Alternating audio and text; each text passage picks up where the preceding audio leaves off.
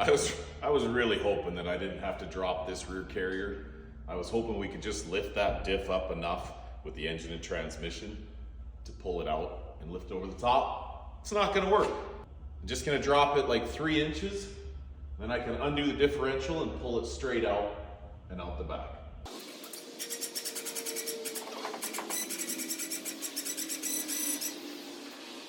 Oh boy!